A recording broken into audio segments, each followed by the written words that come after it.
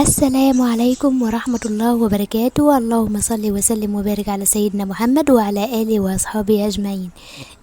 ازيكم يا بنات؟ عاملين ايه؟ وحشتوني قوي قوي من الفيديو اللي فات. يا رب تكونوا بخير وصحة وسعادة.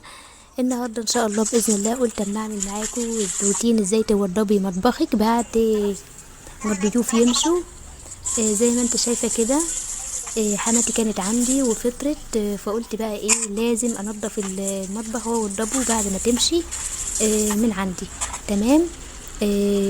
طبعا الصينيه بتاعت الفطار لميتها وحطيت وقلت اما املى الازايز كويس قوي زي ما انتوا شايفين كده. انضفها ولازم ايه انضفها كويس قبل ما املاها.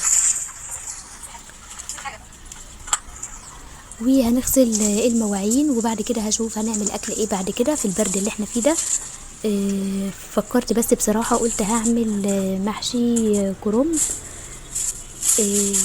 زي ما انتوا شايفين كده بلم الحاجة.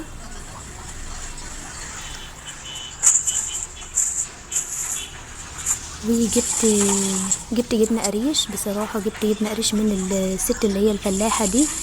التلات قطع ب10 جنيه. جبت 3 قطع ب10 جنيه، وهحط فيها محلول مية بملح. انتي كمان لو عندك لبن وعايزة تحط فيها بتبقى طعمها تحفة. بيقويها يعني بيخليها كويسة يعني وكده ومفيدة. لكن انا ما عنديش لبن فقلت ايه هحط مية بملح وخلاص. حطيتها وحطيتها في العلبة وقلت ايه الم الحاجات التانية دي علشان ابتدي اوضب المكان واروقه كده علشان ابتدي اعمل المحشي، علشان هو بياخد معايا وقت طويل قوي. زي ما انتوا شايفين كده بوضب الحاجة.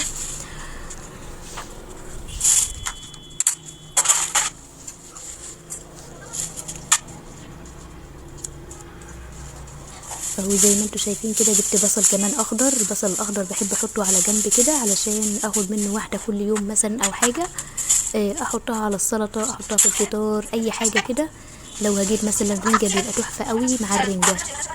طبعا البصل والرنجة حاجة كده فظيعة، والليمون كمان طبعا. ان شاء الله باذن الله نعمل في يوم رنجة واوريكم ازاي بنخليها وبنعملها ازاي وكده ان شاء الله باذن الله.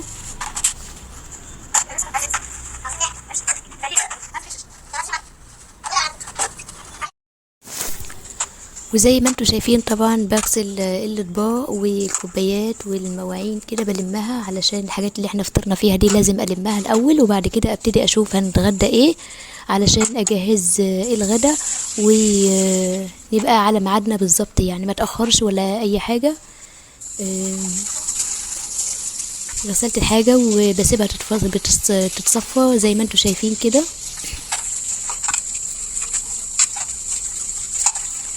بسرعة زي ما انتوا شايفين علشان عايزة الحق اعمل الغدا.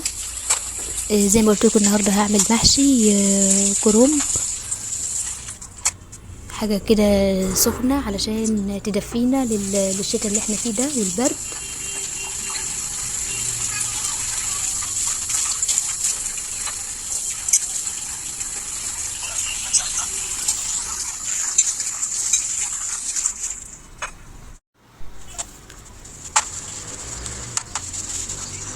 ودلوقتي هجهز البصل علشان اعمل خلطة المحشي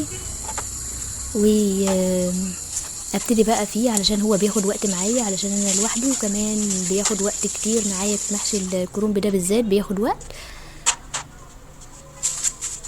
وامسح طبعا الاسطح والرخامة علشان ما تبصش مني وكده، ولازم امسحها اول باول وتكون نظيفة دايما.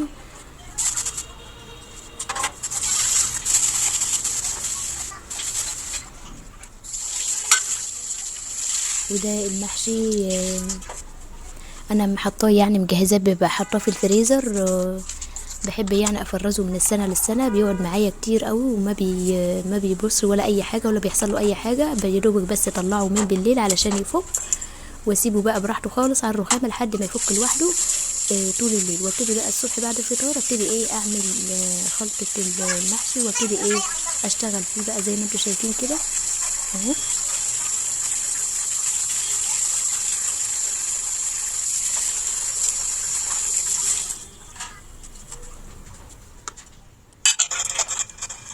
اهي زي ما انتوا شايفين دي خلطة المحشي اهي.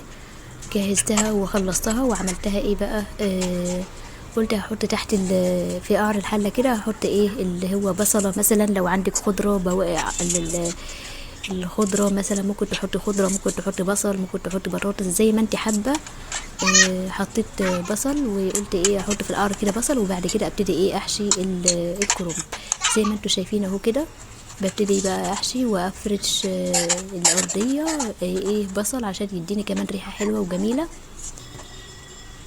الخلطه طبعا عملتها ايه بصله وسبتها تدبل كده في الزيت، تتحمر في الزيت كده لحد ما دبلت، وبعد كده نزلت عليها بعصير الطماطم وحطيت سبتهم يتسبكوا شويه على بال ما ايه على بال ما قطعت الخضره.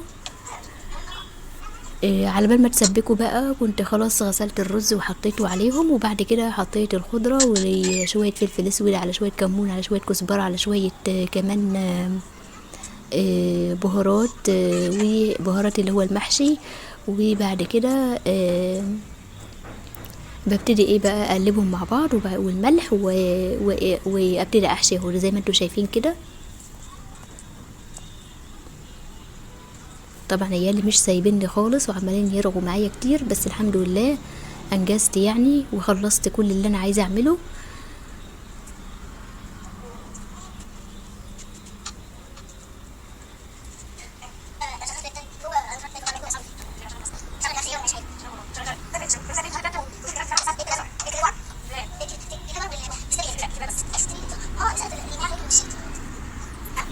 واحده واحده كده بحشي والقطع بتاع الكروب انا مقطعاه وحطاه من الفريزر، جايباه من الفريزر يعني وكده، سبته ايه يفك مع نفسه كده اهو.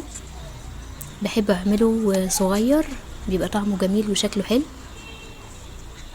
في ناس بتحب تعمله كبير، لكن انا لا، بحب اعمله صغير كده على قد البق كده، على قد القطمه الواحده اهو. قربت اخلص ان شاء الله باذن الله.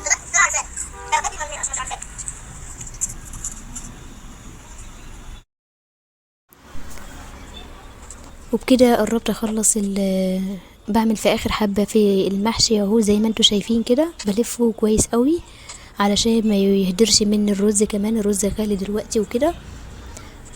بلفه كويس قوي علشان ما يطلعش رز وكده.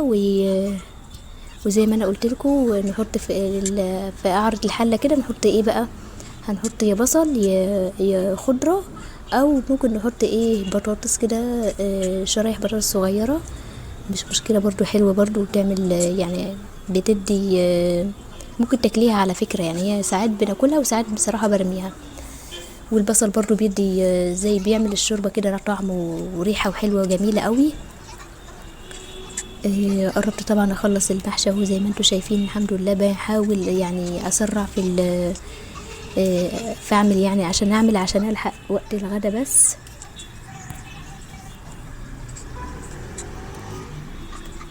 لو في اي كومنت اي حاجة عايزين تتكلموا فيها ممكن نتكلم مع بعض وندردش مع بعض ان شاء الله باذن الله. افتحوا لي اي مواضيع كده وممكن نقعد نتكلم فيها ان شاء الله باذن الله.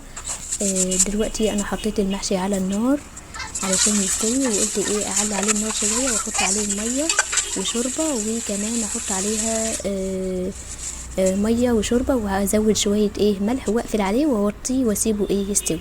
ودلوقتي بعد ما استوى قلت اما ايه اغرفه معاكم زي ما انتوا شايفين كده اهو، الواحده بوحدتها ومفيش ولا رزايه طالعه بره زي ما انتوا شايفين اهو كده. طعمه جميل قوي ويدفينا في الشتاء كده وحلو وجميل.